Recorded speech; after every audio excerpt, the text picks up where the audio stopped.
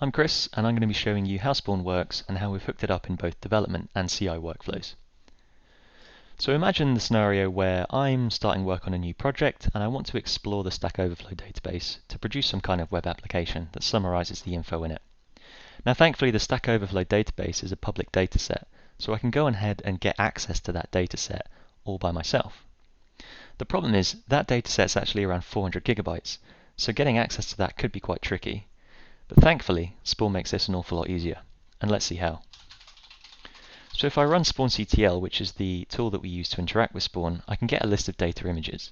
And what we have here from the output is we have this Stack Overflow dataset that's already available in Spawn as a data image.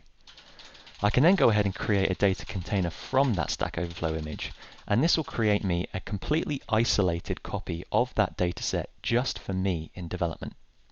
Now data images are just a snapshot of the data at a given point in time, and in this case the Stack Overflow image is the full 400 gigabytes that's already been created within Spawn.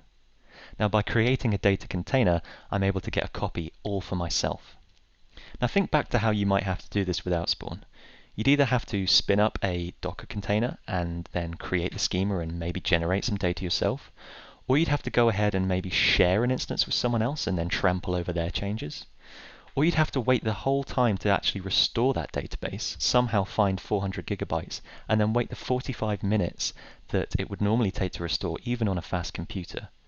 But you can see here that Spawn's already returned to me, and it's shown that I'm able to connect to this data container in less than 30 seconds, which is pretty incredible when you consider how long it would take to otherwise get access to this data. So let's jump into Azure Data Studio and actually connect to this database. So we've got an extension that just connects to these data containers and grabs the connection details to save me a little bit of typing. But here I'm already connected to this database and this instance. I can verify that this is actually the full 400 gigabytes available in the Stack Overflow dataset, and I can start querying this data directly from ADS here. So here I have access to all of the data, and I can start exploring this dataset all by myself in development. And remember that this is a completely isolated copy just for me, so I don't have to worry about anyone else getting in the way. I can start doing things like exploring the data and making changes, and maybe here I'm trying to play around with the number of counts for certain items, but I've forgotten a where clause. And at this point, it's actually a problem because now I've lost all of those actual counts for the tags that were available in the dataset. And at this point I'd be in big trouble if it wasn't for Spawn, because I'd have to figure out a way of restoring that data, and maybe that's waiting the full 45 minutes. Or, if it's a shared instance, I've really annoyed my colleague who now actually has the same problem of losing all of those counts of data. So one way or another, I'm in big trouble. The nice thing about Spawn, however, is that I can actually just ask it to reset my data container. So that'll take all the changes that I've just made, including that inadvertent update to the count row or column, and it will undo all of those changes and take me right back to the state of the data container when it was first provisioned from that Stack Overflow data image. So as a developer, I no longer have to worry about accidental changes or annoying my colleagues by making changes that they weren't looking for. I can just start exploring the dataset, building my application, and making any changes that I see fit. So that gives you an idea of how quick and easy it is to spin up large datasets in Spawn in development. But let's take a look at how Spawn's actually been hooked up with an existing project already. What I have here is a project that I've checked out from GitHub, and we can take a look at what the architecture is of this application. It's a straightforward to-do list application with a React front end and a .NET Core Web API, and that talks to two different databases. We have a SQL Server shared account database, which contains all the user information and organization information. And then we have a Postgres database, which contains the actual application data. That's the to-do list items and projects associated with those items. Now the important thing is that these two databases are linked up with one another. So users in the SQL Server account database have items owned by them in the Postgres database. Now as a developer, I've checked out this repository, but I don't have Docker installed, I don't have any SQL Server instances or Postgres instances installed.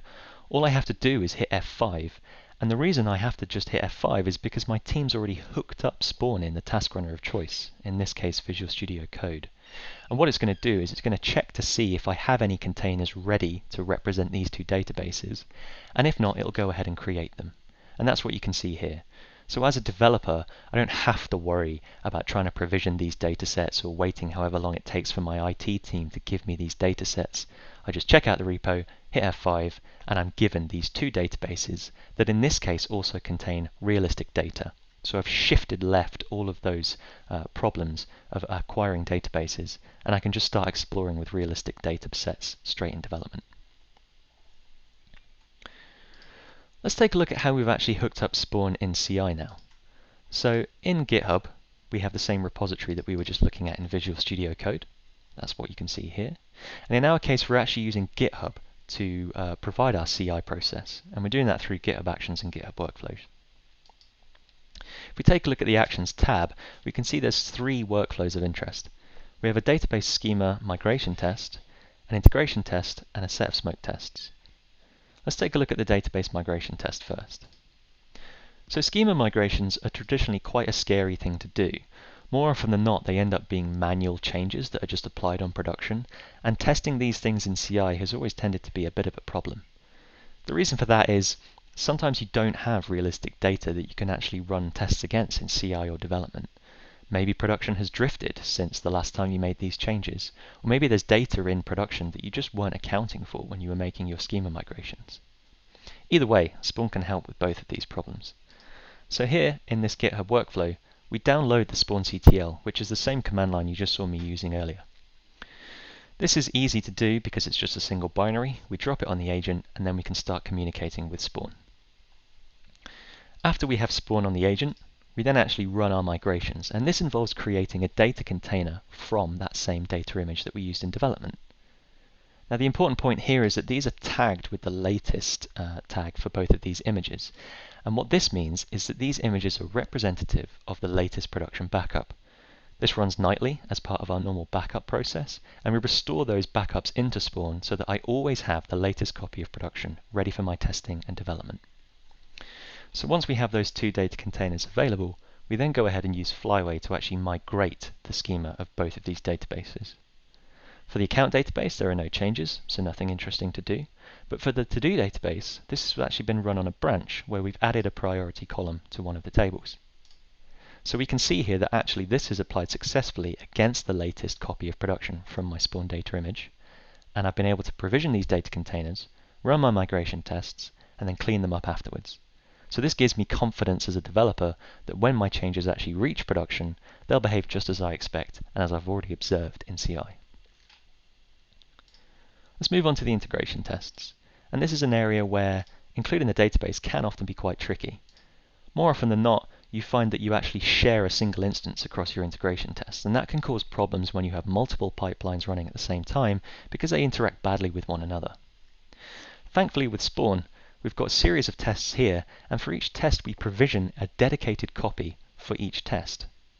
That gives me the benefit of ensuring that each test has its own completely isolated copy of the database, which prevents any issues of things interacting with each other in a bad way. And in fact, because we're provisioning a copy for each test, we're able to run this in parallel. So this whole pipeline creates in less than 2 minutes. Finally, as a developer, it can be quite frustrating when tests fail. And we have an example of that here, where one of our tests failed because we actually removed more items than we intended. The logs tell me that that failed, but it doesn't exactly explain what the state of the database was after the test failed. Now Spawn comes to our rescue here because we've actually snapshotted the state of the data container we used for this test after it failed and turned it into an image. As a developer, I can now go and inspect that data image by creating a copy and investigating it later myself to manually review what happened during the test. All in all, this makes integration tests far easier to build when you're using Spawn, since you can get completely isolated copies and run things far faster because of multiple copies of the database for each test. Finally, let's take a look at the smoke test. And smoke tests are a key part of making sure your application behaves as you'd expect, but you'll often find that people do these in a manual fashion. And this is for good reason. A lot of the time you want to do smoke tests with perhaps different shapes of data or different sizes of data, but making those available in CI pipelines can be quite tricky for all the problems we've already been discussing. Shared access to them can be tricky, especially if you have multiple different pipelines making changes, and so more often than not it ends up just being a manual test, or even sometimes these tests are omitted entirely. In this case, we're using Spawn once again, but we're actually using a different shape of data. In this case, we're using a data image that we've tagged as large instead of latest, and this is just a different data set that contains a different set of to-do list items rather than the one we've been using previously.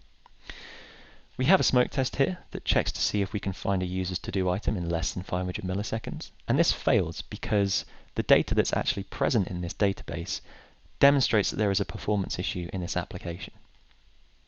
Now this is possible to do because, like the Stack Overflow database you saw earlier, provisioning data containers in Spawn is instant regardless of the size of the actual data. So you can have as many shapes of different data as you want as a library of data images to support your development. All in all, this really makes it possible to do these kinds of smoke tests in CI in a truly ephemeral fashion, which really wasn't possible before Spawn. So to summarize, that gives you an idea of how we can involve Spawn in both dev and CI workflows and bring realistic datasets into both of those environments. Not only does that improve my life as a developer as I get more realistic data, but it also means I get the ability to unlock different kinds of testing that otherwise just wouldn't be available to me. Thanks very much.